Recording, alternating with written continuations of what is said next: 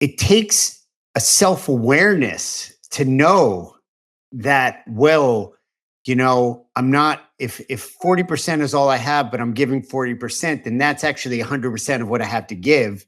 And that grace that you talk about, it requires a self-awareness to even have the grace to give yourself. Talk a little bit about how one can develop that or access that, or is that something that can be trained over time?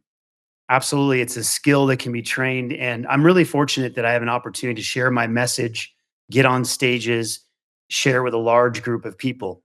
But I also have a coaching practice where I get behind the scenes, I get behind the curtain as someone's corner man, one on one. I work with some very successful people, and you'd be very surprised at what their self talk is like, the level of anxiety that they experience as high level athletes and in the corporate world. And so you really start to learn that people are driven by different things and for different reasons. And a lot of times it stems from, again, that feeling of not being worthy and good enough. So I'm going to prove to the world and make a gazillion dollars or be number one in the world at whatever I do. And what's challenging is that you get to that mountaintop and you haven't developed the mental and the emotional intelligence and the skills to be able to handle that. And that's where the anxiety, the depression, the external validation that people are seeking, that's what takes you out of the zone. That's what drains your energy.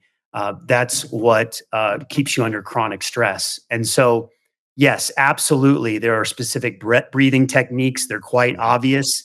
There's a lot of people are struggling with sleep, getting outside into nature. I'm just naming a few of the pro fundamentals that I give people. And what's so interesting is when I hear stories about people struggling and I ask them, well, are you doing this, this, and this? Invariably, the answer is no. They're not doing the basic fundamentals. And so these high achievers, they know something is off and these common sense are there for them, but I think they don't really have a plan and they don't really know what to do. And so that's where accountability in place. That's why everyone needs a coach. Every sports team has a coach. So why don't corporate leaders, why don't organizations have a coach or multiple coaches helping them with these things? Because it is the secret sauce. It is what provides the energy, the productivity, the creativity, the innovation, and the longevity over a long period of time. So I'm all about playing the long game, installing these daily habits and fundamentals into people's lives that are very common sense, but they're often overlooked. And when people start making these shifts, they change really fast. And that's what's so beautiful about merging this high performance drive to be the best with the softer skills, with the mental and the emotional side of things. You hear the word life work balance. I think it's, as you're saying, it's all integrated, right? And that awareness, you talk about conscious breathing, the technical term isn't low hanging fruit, but some of the more obvious or common or easily accessible ones, taking a walk out in nature, doing some breathing, getting your sleep organized in a way that provides you access to more optimal performance. All these things are doable, but if you're not doing them, then they can be the Mount Everest. That's I right. personally have been taking on sleep more and more. I have young kids. I travel a lot. There's a lot of distractions. It comes down to a case of I don't want to limit it to just managing, but a lot of it is energy management.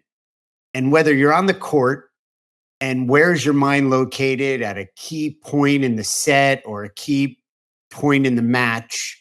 I'm a recreational tennis player. Sometimes I'm in the middle of a serve and I'm wondering if I locked the door or left the window open.